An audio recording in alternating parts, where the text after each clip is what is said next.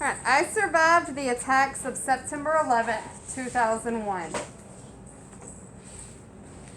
Wait, are these actually true stories? Chapter 1, Tuesday, September 11th, 2001, 8:46 a.m., New York City, New York. A bright blue sky stretched over New York City. It was the morning rush. Men and women hurried to work. Taxis, cars, and buses zoomed through the streets. And then there was the plane. Many people in Lower Manhattan heard it before they saw it. The screaming roar of jet engines.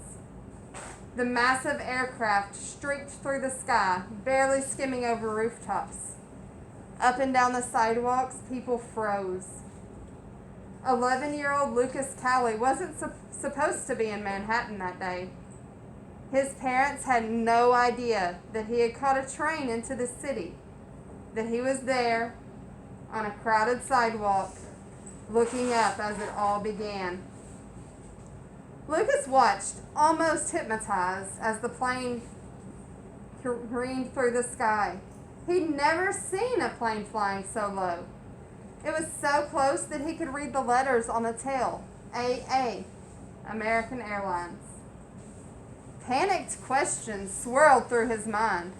Was there something wrong with the plane? Was the pilot sick? Lost? Confused? Pull up, Lucas wanted to shout. Go higher! But the plane kept getting lower and faster. And now Lucas's heart stopped as he saw what was in the plane's path. The twin towers of the World Trade Center. The silver and glass buildings, each a quarter of a mile tall, rose high above the New York City skyline. The plane sped up. No! With one last ferocious roar, the jet plunged into the side of one of the towers. There was a thundering explosion. People all around Lucas screamed. And then the bright blue sky filled with black smoke and fire. Chapter 2. This goes back to Wednesday, August 29th, 2001, Port Jackson, New York, 10 a.m. So did this chapter happen before or after what I just read? Before. This happened a few days before. As usual, football practice was brutal. It was 95 degrees. Lucas was soaked in sweat. 3 guys had already puked up their Gatorades. Lucas's body felt like one big bruise. A football came sailing through the air. It looked like an impossible catch. Lucas's favorite kind. He took off, legs pumping, eyes on the ball. At exactly the right split second, he leaped up as high as he could, plucked the ball from the air, and grabbed it to his chest as he crashed to the ground. All around him, guys hooted and cheered and high-fived. A familiar, happy feeling rushed over Lucas. Sure, his entire body ached. Yeah, Coach B was always screaming at them. But this is where Lucas was the happiest. On this broiling hot turf with his football team, the Port Jackson Jaguars. It had been Uncle Benny's idea that Lucas could be a football player. Benny was Dad's best friend from Ladder 177, the New York City firehouse where they both worked. Lucas had always liked Uncle Benny. Everyone did. Dad once said that Uncle Benny was like the firehouse cheerleader. A 6'2" cheerleader with a shamrock tattoo. But it wasn't until Lucas was in 3rd grade that he got really close to Uncle Benny. That year, Lucas's dad was badly hurt in a warehouse fire in Brooklyn. He was in the hospital burn center for almost 2 months. Uncle Benny practically moved in with Mom and Lucas until Dad was better.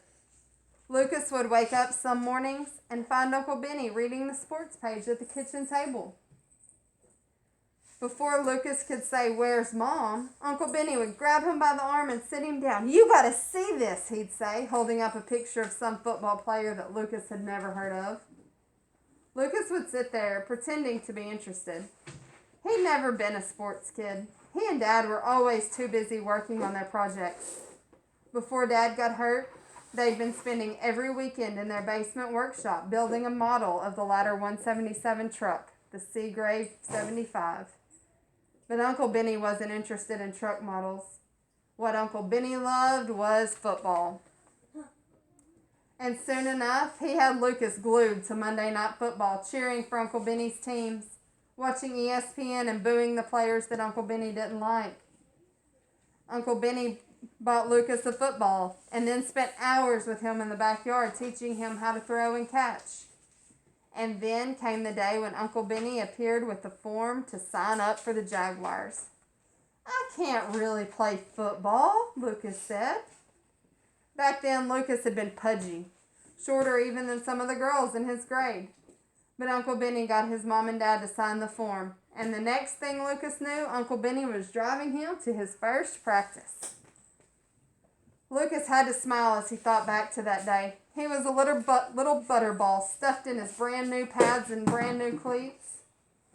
"I think we should go home," he said to Uncle Benny, choking back tears. "No, you don't," Uncle Benny said. "You want to get out there and show them what you can do." And Uncle Benny's eyes were so big and sparkling, like bright lights spelling out the words, "You can do it." So Lucas did it. And from that first day, Lucas felt like he had found his place. It wasn't really the game he loved. It was being on the team, being surrounded by the guys. They watched each other's back. Winners or losers, they stuck together. Uncle Benny had also taught him the secret to catching a football. That you have to believe you're going to catch it. You have to feel it in your heart, Uncle Benny said. It worked every time, almost. Toward the end of practice, someone threw another impossible pass. "Go get it, Lucas!" the guys screamed. And off Lucas went, his eyes glued to the ball, his arms stretched out so long he felt like he could grab the sun. But something went wrong. His heart knew he wouldn't catch it. He would catch it, but his ankle didn't. It wobbled, and Lucas lost his balance. Suddenly, he was flying through the air, a missile out of control. He crashed headfirst into the hard turf. Crack. He could practically feel his brain smacking against the inside of his skull. A white light of pain exploded inside Lucas's head. He saw stars, a whole galaxy behind his eyes, and then he blacked out. What's blacked out mean? What does blacked out mean? What's happened to Lucas? Passed out. Yeah, he hit his head so hard going for the ball that it knocked him out. He didn't know what was going on. So let's talk about what we've read so far in chapter 2. What was Lucas's dad? What was his job?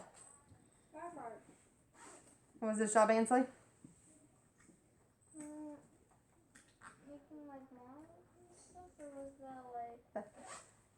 He and his dad enjoyed making models together. They were building a model of a fire truck. What was his dad's job? His job was to be a firefighter. His dad's job was to be a firefighter. I'm pretty sure it was Uncle Benny who helped to build the models. No, he and his dad built the model, but something happened to his dad. His dad was a firefighter, and something happened to him. What happened?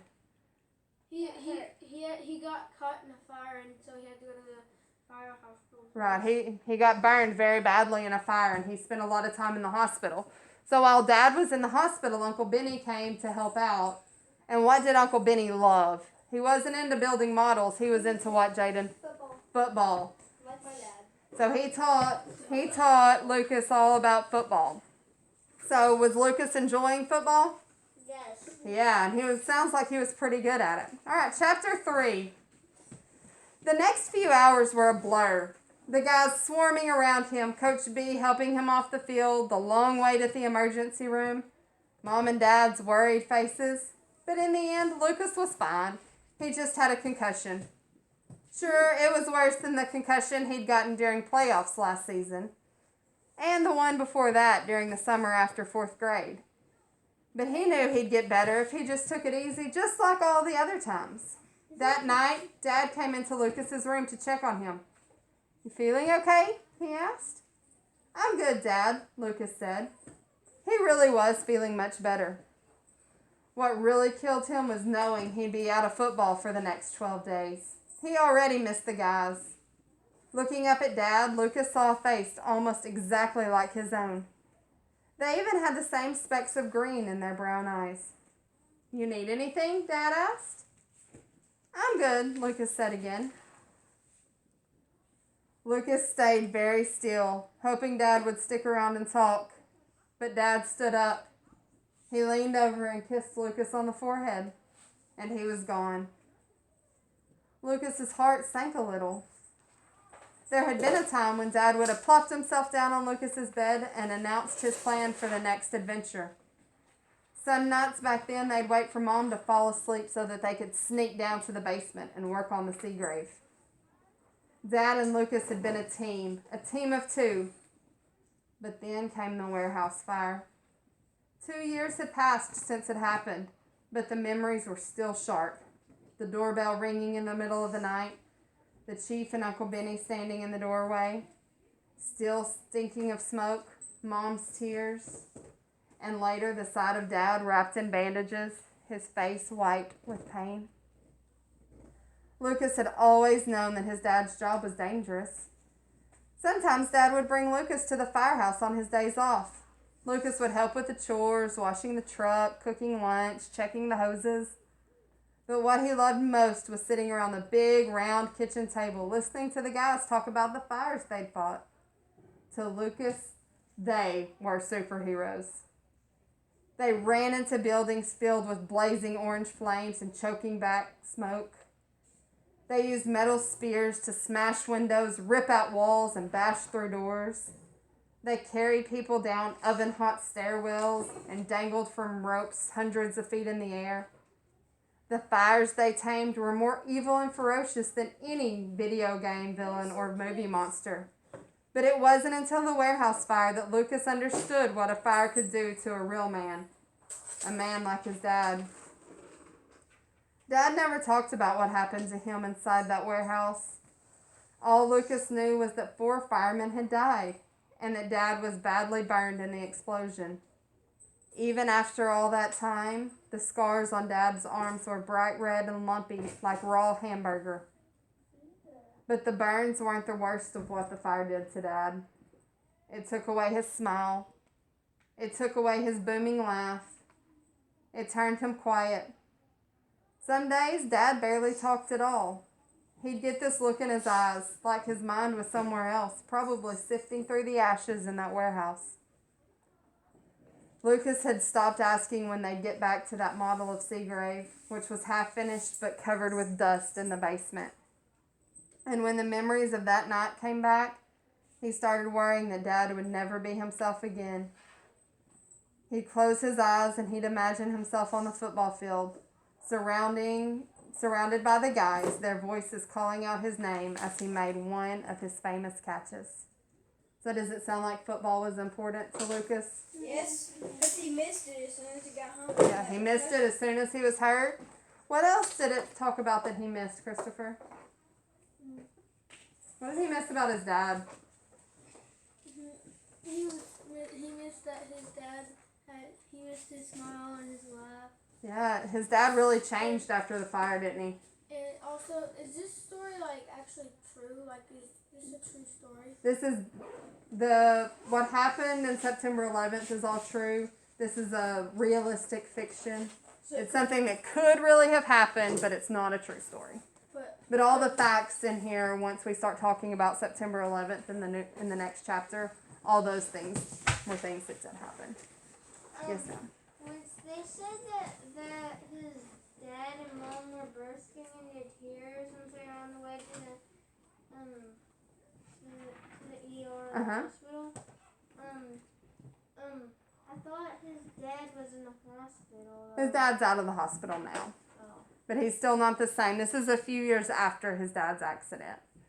So you think his mom and dad were worried when they were headed to the hospital? Yes. Yeah. How did you know that? What in the story told us that his parents were worried about him, Owen? I was just going to ask if I could go to the bathroom. What in the story told us that his parents were worried? They started crying. Yeah, they were crying. All right, get your things. We're ready to